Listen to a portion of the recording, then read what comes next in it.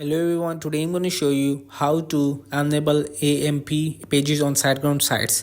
So before you creating an account, you will have to purchase that plan, and if you want to buy it to premium or subscription of this SiteGround, please go through the link in description. You will get a referral code from me, and after you're creating an account, you will see if you buy the plan. So here is the managed WordPress feature. So here is you will see the speed optimizer WordPress plugin. In SiteGround is option speed optimizer, not AMP means accelerator mobile page.